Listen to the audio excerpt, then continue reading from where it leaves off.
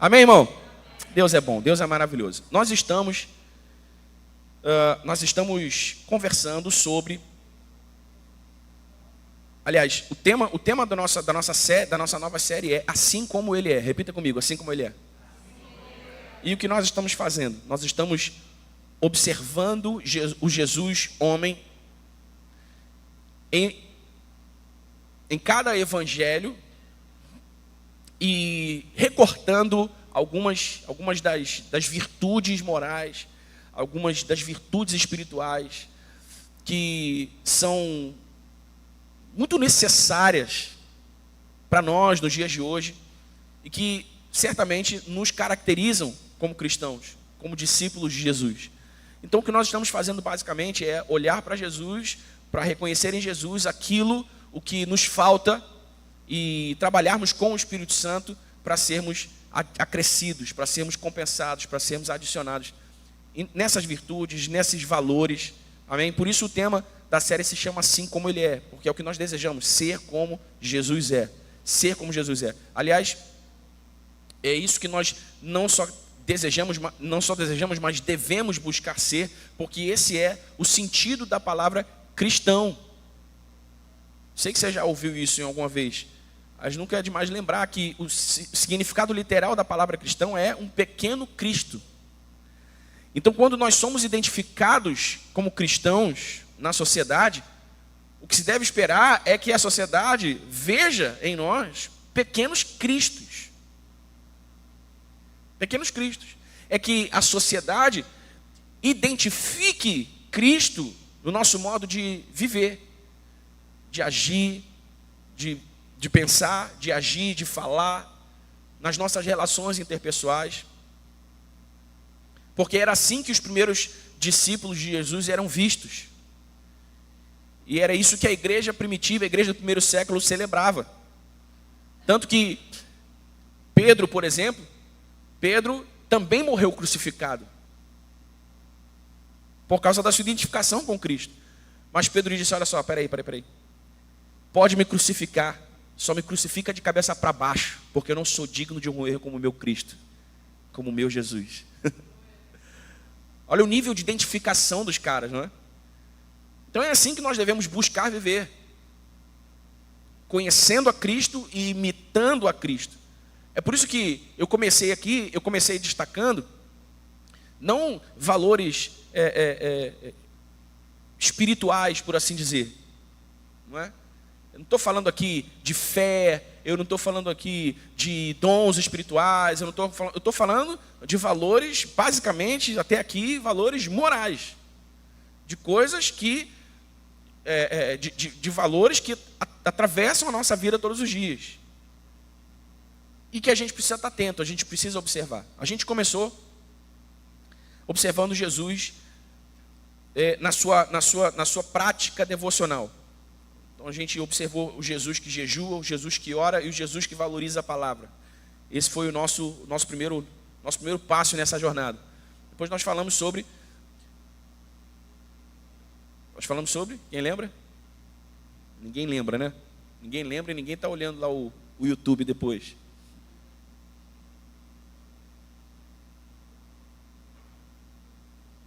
Nem eu lembro também agora. Vocês me pegaram. Hã? Perdão. Depois falamos sobre o perdão. O Jesus que perdoa. Depois nós falamos sobre a compaixão. O Jesus que se compadece. E é muito interessante a gente pensar no significado literal de compaixão para a aplicação desse valor na nossa vida. Né? Compaixão, a palavra compaixão vem de compasso. Significa andar no mesmo compasso, andar no mesmo passo. Ou seja, nós precisamos nos esforçar para sermos empáticos, para calçarmos o sapato do outro, para compreendermos as realidades do outro, os motivos do outro. Ainda que nós queiramos acelerar, nós precisamos ser compassivos, andar no mesmo passo. Eu estava conversando com o Pedro ontem, Pedrão, né, a gente chama de Pedrão, ele é um jovem da nossa igreja, e ele é técnico em refrigeração. Ele estava lá mexendo no meu ar e a gente conversando sobre casamento. E aí cada vez que ele vai lá, eu faço uma sessão de discipulado com ele, né? Porque ele é recém-casado. E aí a gente estava conversando, eu falei assim, cara, a coisa mais valiosa que se pode cultivar num casamento é a compaixão. Porque a gente tem sempre razão, a gente tem sempre os motivos certos, a gente sempre sabe o que fazer, como fazer, o nosso jeito é sempre o melhor. Mas só que não, nem sempre. E a gente conseguir calçar o sapato do nosso cônjuge, e a gente conseguir entender os motivos do nosso cônjuge, é um valor tremendo, porque isso conecta, irmãos, os nossos corações e nos ajuda a sermos mais pacíficos. Porque muitas vezes, no casamento, os casais vão brigando, porque um quer que o outro faça a coisa de um jeito, o outro quer que um faça a coisa de um jeito, e nenhum nem o outro faz a coisa de como o outro quer, e vêm as brigas, e vêm as discussões. Então você precisa entender, eu estava dizendo para ele, você precisa entender o que vale a pena. O que vale a pena, irmão? Investir energia. Se não for uma coisa realmente muito grave, muito séria, uma decisão importante que a família precise tomar junta, ou alguma coisa que tenha acontecido, uma coisa grave que tenha acontecido, irmão, releva e abraça. Falei, abraça. Né? Se a tua esposa faz um tipo de coisa que você não gosta, irmão, é uma imoralidade, é um fato, é um pecado. Se não for, irmão, se for só jeito de ser, abraça. Abraça. A beleza do casamento está nas diferenças, não é? Está nas diferenças. Abraça que você vai sofrer menos, abraça que você vai brigar menos, abraça que você vai se aborrecer menos, principalmente os recém-casados, né? Se é mais fácil para você virar uma chave na sua cabeça, vire a chave na sua cabeça, ao invés de tentar virar a chave na cabeça do seu cônjuge, porque às vezes você não vai conseguir. Mas, né, o tema de hoje não é sobre casamento, mas falando sobre compaixão, Jesus compassivo, não é? E como nós devemos ser compassivos uns com os outros nos nossos relacionamentos. E hoje eu quero falar um pouquinho com vocês sobre Jesus, o servo. Diga comigo, serviço. Diga de novo, serviço. Serviço. Serviço, irmãos, é uma disposição interior inabalável de fazer o bem. E por fazer o bem, eu quero que você entenda que ajudar o outro a resolver os seus problemas ou a satisfazer as suas necessidades é o que significa fazer o bem nesse contexto. Servir.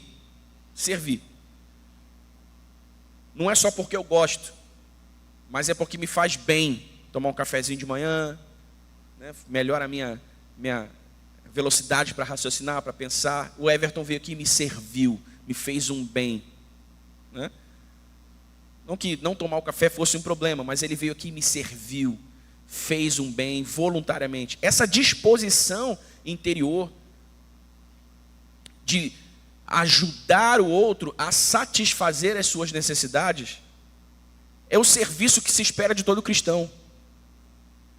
É o serviço que se espera de todo pequeno Cristo.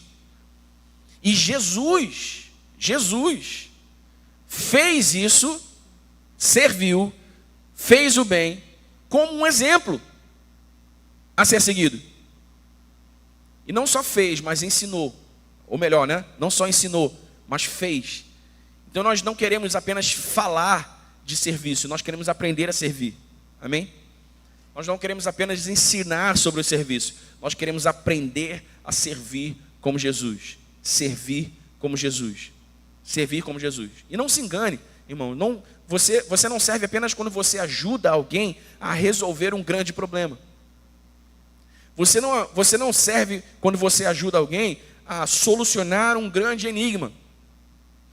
Você ajuda alguém quando você serve um café, você ajuda alguém quando você oferece uma carona, você ajuda alguém quando você dá um recurso, você oferece alguém quando você dá o seu tempo, você oferece igual o Danilo, né? Pô, pastor, não me chamou, eu te levava para o hospital. Eu falei, não, cara, tranquilo, meu cunhado estava em casa, ele me levou. Não, fala comigo, quando você se dispõe, quando você serve, também quando você faz esse tipo de coisa considerada menor, considerada menos importante, você serve. E cada ato de serviço é uma semente depositada no solo do coração de quem recebe esse serviço. E essa semente um dia vai germinar, e ela vai brotar, ela vai germinar para brotar o amor de Deus. Cada pequeno ato de serviço é uma semente que nós lançamos no coração do outro para a manifestação do amor de Deus, para a manifestação da graça de Deus. Não se engane, irmão, não se engane. Você pode não ver os resultados do seu ato de serviço num primeiro momento, num segundo momento. Talvez você nunca veja, mas uma semente foi depositada no solo do coração dessa pessoa que você serviu, e um dia essa semente vai germinar e o amor de Deus vai se manifestar. Amém? Como disse Paulo, né? Um planta, o outro rega e Deus dá o crescimento. Talvez você tenha feito um ato de serviço, talvez não muito significante, mas aí vem outra pessoa e faz, e outra pessoa e faz, essa pessoa pensa assim, caramba, tem alguma coisa diferente acontecendo na minha vida. Ou atos de serviço que vão se somando uns aos outros e que vão construindo ou que vão fortalecendo essa manifestação do amor e da graça de Deus. Jesus fez isso e nós precisamos fazer o mesmo. Então, abra sua Bíblia em João capítulo 13, Evangelho de João capítulo 13.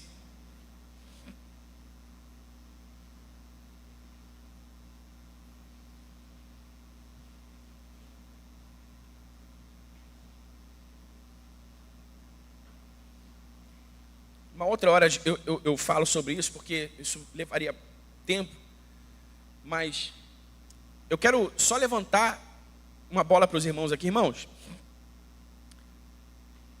há centenas, sem exagero, centenas de versículos bíblicos que falam sobre a importância que Deus dá, a importância que Jesus dá ao pobre. E como Deus espera, e como Jesus espera, que nós sejamos uma resposta ao pobre, na sua pobreza. Centenas. E o espírito desse mundo conseguiu avançar tanto contra a igreja e cegar o entendimento dessa igreja, cegar o entendimento da igreja para aquilo que importa para Deus, que hoje nós facilmente, sem nenhum peso na consciência, rechaçamos qualquer pobre que se encoste para pedir alguma coisa para nós. Sim ou não? Estou falando alguma bobagem? Não? A nossa primeira e categórica resposta é não, não tem. Não. Eu compartilhei, irmãos, um grande pecado que eu cometi nessas férias, no último descanso que a gente teve. Um pecado que eu cometi contra um pobre. E aquilo me doeu tanto na consciência quando o Espírito acendeu a luz da sua palavra sobre a minha mente e eu vi o meu pecado. Irmãos, eu estava sentado com a Erika e a Manu, jantando, a céu aberto. E um rapaz, um catador de latinha, sujo, fedido, passou na nossa mesa me pedindo a minha lata. Eu não ouvi que ele queria a lata. Eu pensei que ele queria comida, pensei que ele queria dinheiro. A Érica ouviu que ele queria a lata, mas eu não ouvi. Os irmãos, talvez alguns não saibam, mas eu tenho uma deficiência auditiva pequena. E eu tenho alguma dificuldade para reconhecer algumas palavras. Então eu vou ouvindo os irmãos fazendo leitura labial. Isso é por conta da quantidade de tempo, de anos que eu trabalhei como músico sem proteção auricular devida. Ele pediu a latinha, eu não entendi que ele queria a latinha. Eu, não, peraí, irmão, peraí. Depois. Assim, irmão, assim. Sem amor nenhum, sem compaixão nenhuma. E eu queria, né, proteger minha família ali. Peraí, cara, estou jantando com a minha família. Não, agora não. E ele ficou meio que insistindo uma segunda vez. Eu falei, não, irmão, não. Fui grosseiro com ele. Aí ele olhou para mim assim com um olhar de estranheza. Ela sabe que eu não sou grosseiro, eu sou amoroso. Eu falei, Daniel, tipo assim, você tá maluco? Eu falei, não, pera. Daniel, o cara só queria latinha. Cara, quando a Érica falou isso, meu coração rasgou. Na hora o Espírito Santo, irmão, dá até vontade de chorar agora. Na hora o Espírito Santo falou assim, cara, olha como o teu coração está duro. Olha como o teu coração está duro, olha como você está duro. Você é um pastor. Cara, o Espírito Santo começou a falar comigo. Você é um pastor, você deveria ser um exemplo de amor, você deveria ser um exemplo de serviço para esse cara. Você deveria dar latinha, deveria botar ele na tua mesa e jantar com ele. Eu mandei o cara embora. E depois eu quis achar o cara para dar a minha latinha e não achei mais. Então, o espírito desse mundo cegou o entendimento da igreja. E não só com o pobre, mas qualquer pessoa que nos incomode no nosso conforto e queira algum serviço, alguma coisa, nossa primeira resposta é sempre não. A nossa primeira disposição é quase sempre não.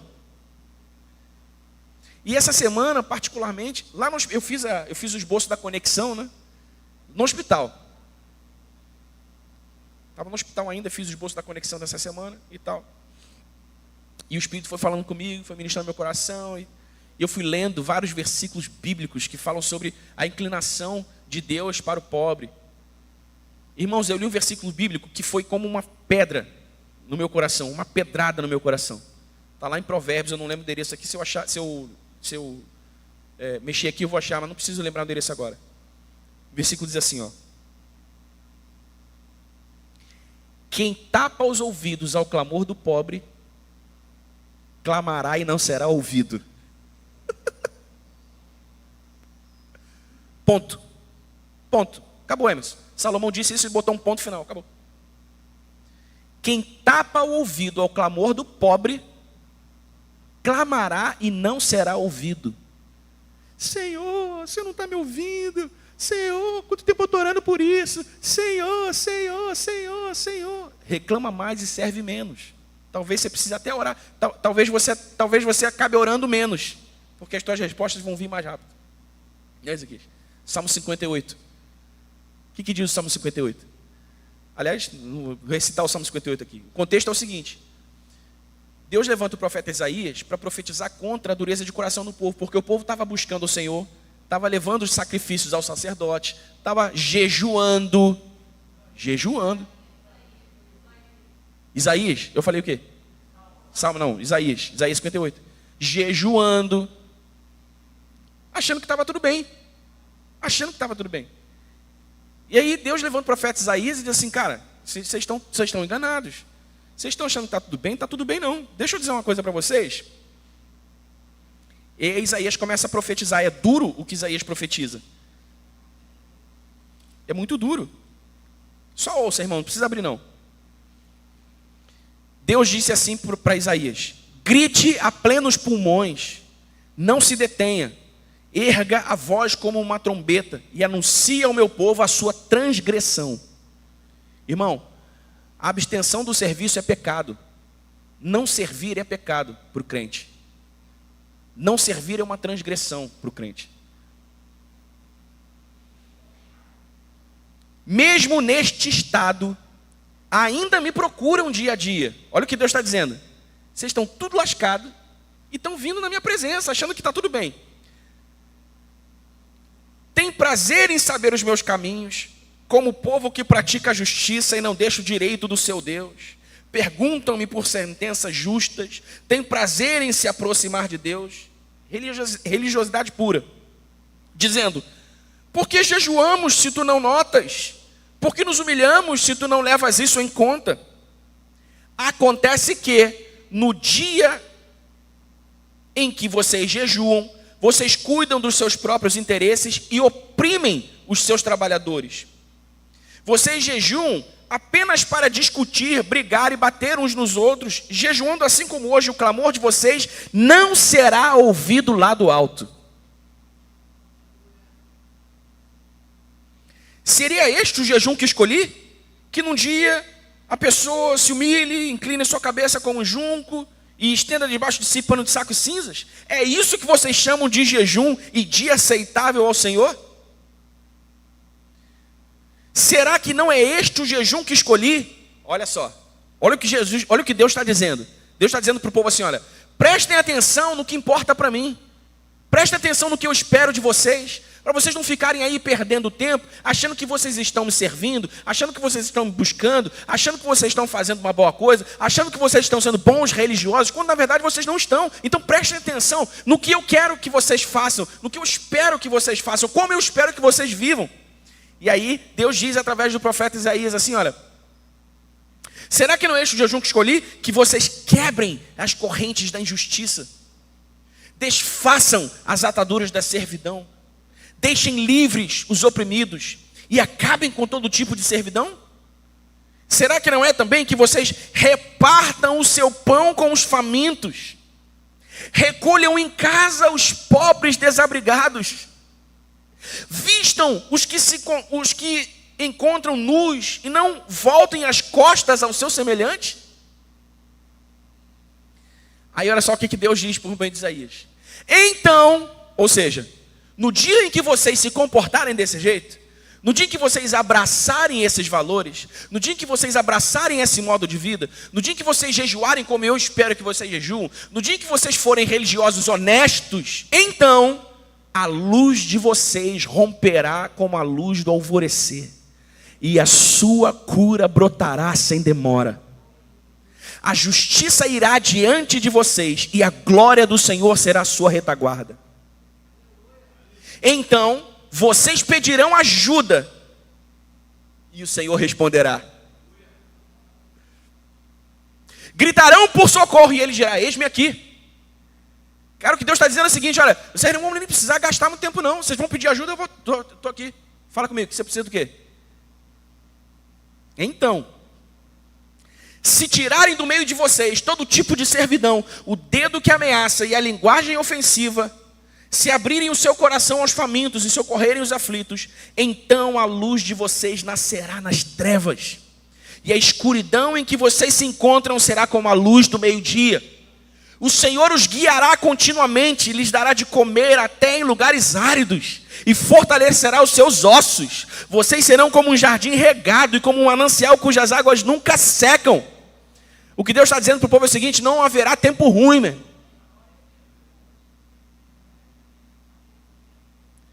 Não no tempo necessariamente, mas não haverá tempo ruim para você no tempo ruim da sua vida. Vocês reconstruirão as antigas ruínas, levantarão os fundamentos de muitas gerações. Olha o poder do serviço, olha o poder da compaixão, olha o poder do amor prático. Gerações, irmão, gerações são afetadas por isso. E serão chamados reparadores de brechas, restauradores de veredas. É isso que a prática da justiça faz, irmão. Onde há injustiça, Deus conta que a sua igreja faça a justiça para que brechas sejam tapadas, para que haja reparo onde houve dano.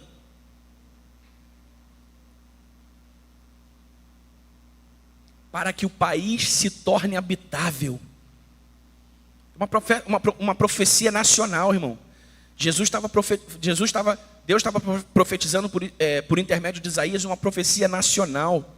O bem da nação de Israel dependia do povo de Deus, dependia do jejum correto do povo de Deus, dependia do correto modo de viver do povo de Deus.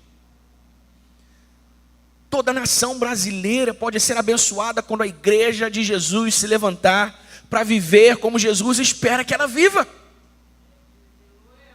Toda pavuna pode ser tocada e transformada literalmente naquilo que são os seus maiores dilemas, os seus maiores desafios sociais, quando a igreja de Jesus se levantar para servir a Jesus como ela deve servir. Se vigiarem os seus pés para não profanarem o sábado, se deixarem de cuidar dos seus próprios interesses no meu santo dia, se chamarem ao sábado de meu prazer e santo dia do Senhor, digno de honra, se guardarem o sábado não seguindo os seus próprios caminhos, não pretendendo fazer a sua própria vontade, nem falando palavras vãs, então vocês terão no Senhor a sua fonte de alegria. Eu os farei cavalgar sobre os altos da terra e os sustentarei com a herança de Jacó seu pai, porque a boca do Senhor o disse. Foi a boca do Senhor que disse, irmão. Foi a boca do Senhor que disse. Deus tem compromisso com aquilo que Ele fala. Preste atenção, Deus não estava dizendo para o povo de Israel assim, ó, olha gente, se vocês fizerem essas coisas e orarem a mim, eu vou ouvir a oração de vocês, vou ver como é que eu posso ajudar. Não, Deus está dizendo, façam, e automaticamente é isso que vai acontecer com vocês. A gente gasta muito tempo orando errado, porque faz a coisa errada. Viver de modo errado nos leva a orar de modo errado. E as coisas, irmão, e a gente vai tocando a caixa na misericórdia, vivendo a base da misericórdia, e não desfrutando da graça plena. Porque o que é a graça?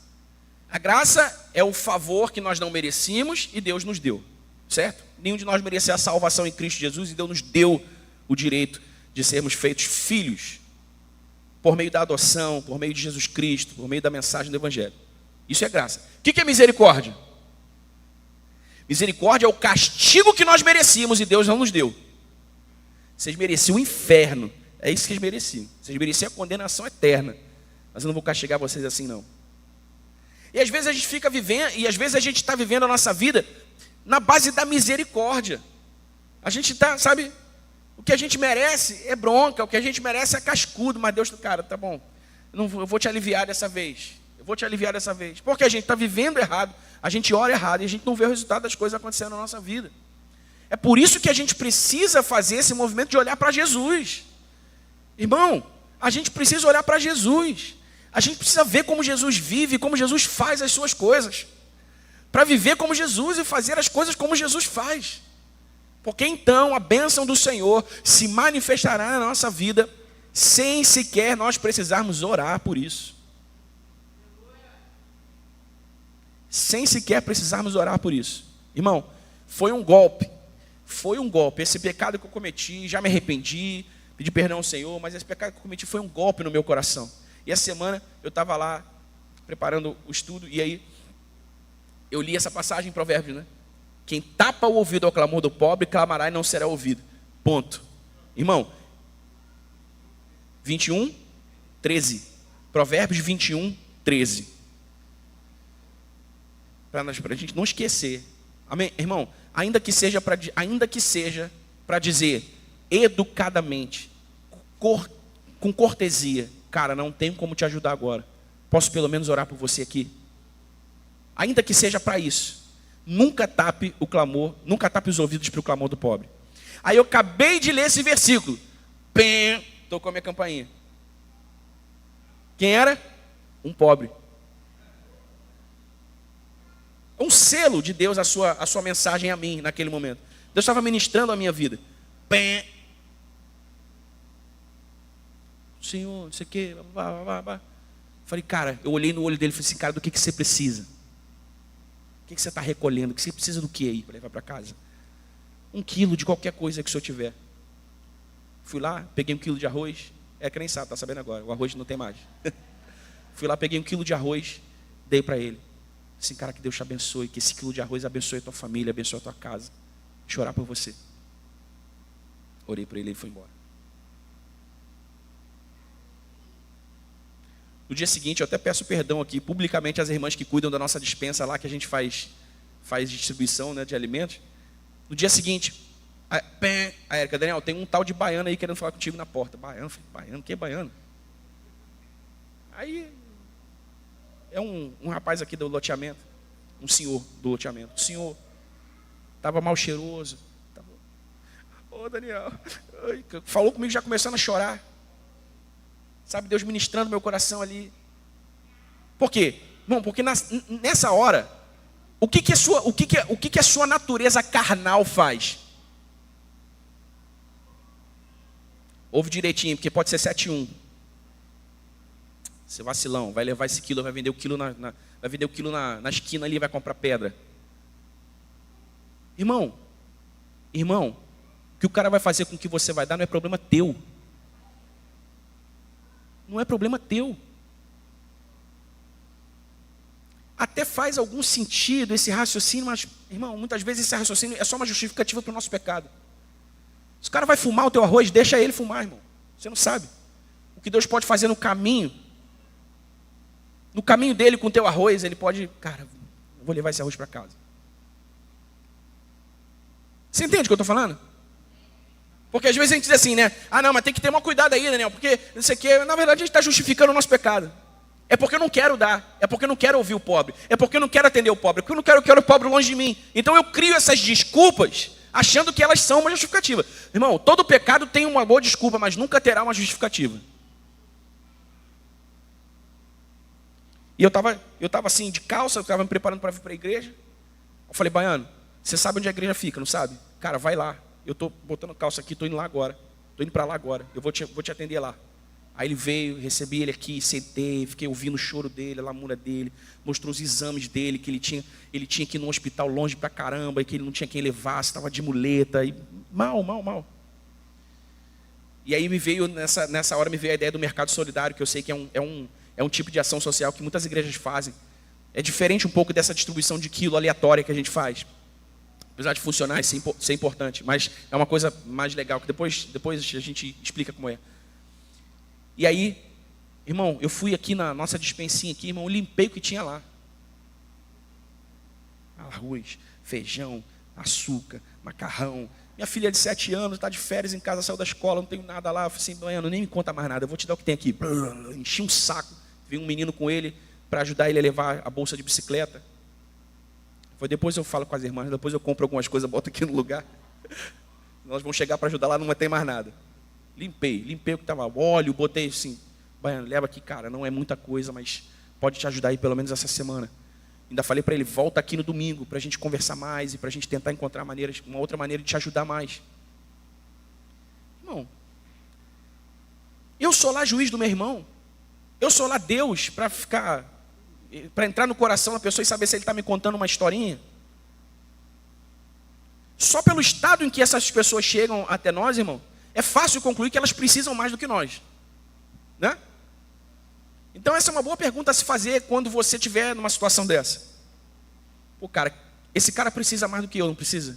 Eu tenho? Então eu vou dar. Então eu abri um parênteses para falar do pobre e acabei me estendendo demais nesse parênteses. Mas o motivo aqui é o serviço. Por que a gente precisa pregar essas coisas? Porque essa disposição, ela desapareceu do coração da igreja. Ela desapareceu do coração da igreja. O crente médio hoje, o que o crente comum faz hoje, é ir à missa. É ir à missa de crente. Bate o ponto domingo de manhã, vai para casa, vive a sua vida, meu irmão. E se der para cumprir um valor espiritual aí a gente cumpre, se der para ler a Bíblia a gente lê, se não der também a gente está fazendo a nossa vida. Mas não é isso, irmão. Não é isso. A verdadeira vida cristã, a verdadeira religião, o que Tiago disse? A verdadeira religião é o quê? Cuidar dos órfãos e das viúvas, amparar os necessitados. Essa é a verdadeira religião. Irmão, isso não é uma teoria que algum teólogo tirou de sua cabeça, não. Isso é a Bíblia, está escrito lá. A verdadeira religião, Ronaldo, somos cristãos, evangélicos, religiosos. A verdadeira religião é essa. Se você está vivendo isso aqui, então você é um verdadeiro religioso. Parabéns. Se não, é fake. Crente do Paraguai. Tinha um amigo que dizia isso, né? Fulano é que nem brinquedo do Paraguai, deu corda quebra. Você está entendendo, irmão? Essa disposição desapareceu do coração da igreja. É por isso que a gente precisa voltar a olhar para Jesus. Precisa voltar a olhar para Jesus. Essa colocação, essa frase, essa sentença, ela tem algumas né, observações possíveis de serem feitas. Mas eu nunca mais vou me esquecer, minha mãe está aqui, é testemunha disso. Meu pai dizia assim, se é para errar por amor, que seja amando demais e nunca de menos. Ou seja, irmão, eu não sei lá. Mas eu prefiro amar mais do que amar menos, né?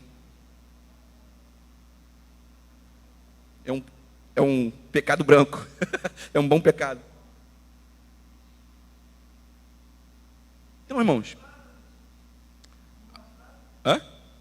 se é para errar por amor, que seja amando demais e nunca de menos, né?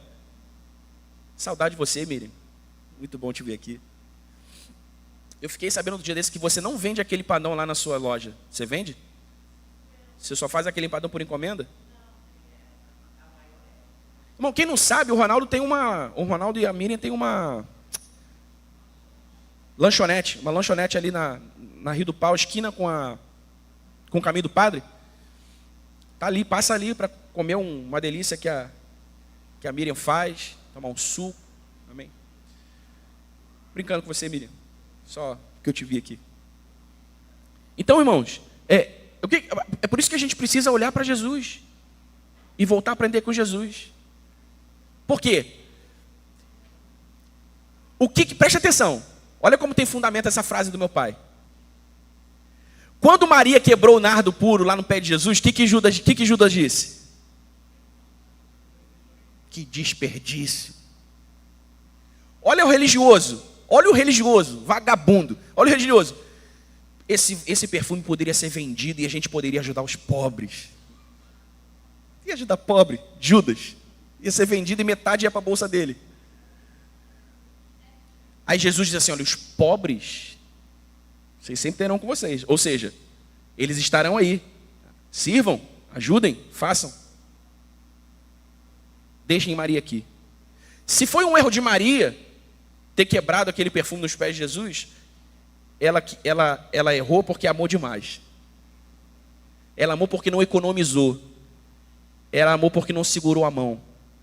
Ela amou porque... Sabe, irmão, eu não estou fazendo aqui uma ódia que você sai por aí distribuindo seus bens, viva aqui num franciscano, não.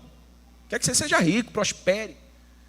Mas uma vez eu ouvi uma coisa de um homem bem sucedido, e aquilo ficou no meu coração. Que ele falou assim, ó. As pessoas só podem ser abençoadas por você quando você transborda. Porque se você tira do que é da sua família para dar para os outros, isso pode ser um erro também. É por isso que Deus quer que você prospere, que é para do teu transbordo você poder abençoar as pessoas. Faz algum sentido, irmão? Eu dar um arroz pro cara lá e a minha filha ficar sem arroz? Não faz sentido, né? Mas se eu tenho 5 quilos, mano, eu posso dar 2 pro cara e ficar com 3. Posso dar 3 pro cara e ficar com 2. Né? Então, do nosso transbordo, a gente abençoa as pessoas. Ame demais, sirva demais e nunca de menos. Amém? Amém, irmão? Sirva demais e nunca de menos. Só para voltar em João, 3 pontos aqui para finalizar rapidamente. Primeiro ponto. Não há ninguém tão grande que não deva servir como um verdadeiro discípulo de Jesus. Amém? Ninguém. Jesus deu o exemplo. Eu li o texto de João, não? Nem li o texto de João. Ah, que vacilo. João 13. Nem li o texto de João, meu irmão. Que horas são? Já são 12:30. Rapidinho. Prometo que não vou... Mas a mensagem está sendo entregue. Amém? João 13. A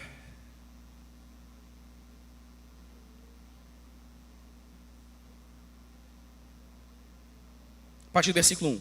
Antes da festa da Páscoa, sabendo Jesus que era chegada a sua hora de passar deste mundo para o Pai, tendo amado os seus que estavam no mundo, amou-os até o fim. Durante a ceia, tendo já o diabo posto no coração de Judas Iscariotes, filho de Simão, que traísse Jesus, sabendo este que o Pai tinha confiado tudo às suas mãos e que ele tinha vindo de Deus e voltava para Deus, levantou-se da ceia, tirou a vestimenta de cima e, pegando uma toalha, cingiu-se com ela. Em seguida, Jesus pôs água numa bacia e começou a lavar os pés dos discípulos e a enxugá-los com a toalha com que estava cingido. Quando se aproximou de Simão, Pedro, este lhe perguntou: vai lavar os meus pés, Senhor? Jesus respondeu: o que eu faço você não compreende agora, mas vai entender depois. Então Pedro disse: o Senhor nunca lavará os meus pés. Ao que Jesus respondeu: se eu não lavar, você não terá parte comigo. Então Pedro lhe pediu: Senhor, não somente os pés, mas também as mãos e a cabeça. Jesus respondeu: quem já se banhou não precisa lavar nada a não ser os pés, pois quanto ao mais está todo limpo. E vocês estão limpos, mas não todos, pois ele sabia quem era o traidor. Foi por isso que disse: nem todos estão limpos. Depois de lhes ser lavado os pés, Jesus pôs de novo as suas vestimentas e, voltando à mesa, perguntou-lhes: vocês compreendem o que eu lhes fiz? Vocês me chamam de mestre e de senhor e fazem bem, porque eu o sou. Ora, se eu, sendo Senhor e Mestre, lavei os pés de vocês, também vocês devem lavar os pés uns dos outros, porque eu lhes dei o exemplo, para que, como eu fiz, vocês façam também. Amém? Esse ato de lavar os pés dos discípulos foi significativo por duas razões. Primeiro, porque ele era Jesus, e a lavagem dos pés era uma tarefa dada aos servos, aos empregados, aos menores da casa. Os empregados quem lavavam os pés dos senhores. E o Senhor estava lavando os pés dos servos. Certo? Então, porque ele era Jesus. E segundo, porque os discípulos precisavam aprender que isso importava para Jesus. Então, olha assim, ó, se eu, sendo Jesus, lavei os pés de vocês, vocês devem lavar os pés uns dos outros. O que Jesus estava dizendo é o seguinte, olha, se eu sou capaz de descer ao seu nível para servir vocês, vocês devem ser capazes também de servir uns aos outros. Sirvam, porque o que eu fiz, vocês devem fazer também. Amém? Então, não há ninguém grande demais que não deva servir como um verdadeiro discípulo de Jesus. Não importa se você é rico, não importa se você tem 3 faculdades, pós-graduação, mestrado, doutorado, não importa, irmão, se você chega de carrão aqui, vai servir, tem que servir. Amém? Tem que servir. Também não há quem seja pequeno demais que não deva servir. Todo discípulo de Jesus deve servir. Amém, irmão? Segundo, devemos nos dispor a servir os menores, os pobres e necessitados e os de condições inferiores à nossa, com o mesmo amor com que Jesus nos ama. Com o mesmo amor com que Jesus nos ama. Não é com o resto que te sobra não, irmão. E terceiro, o serviço não escolhe seus beneficiários. Todos os que atravessam a nossa vida com alguma necessidade que possamos suprir, merecem uma revelação do amor de Jesus através de nós. Porque aquele que sabe fazer o bem e não faz, comete pecado. Então, se você sabe que deve servir, mas não serve, você peca. Peca. E o pecado do não serviço está tão enraizado na igreja que nós quase precisamos de uma nova conversão, um novo batismo no amor de Jesus. É por isso que nós estamos olhando para Jesus para aprender como Ele. Amém, igreja? Amém, igreja? A minha oração e meu desejo, irmãos, é que você seja reconhecido na sua comunidade particular, na sua família, na sua comunidade particular, como alguém que ama, como alguém que serve. Amém? Não quero dizer que com isso que você vai ter que dizer sim para todas as necessidades que chegarem a você. Claro que não. Haverão aquelas que você não vai conseguir ajudar mesmo.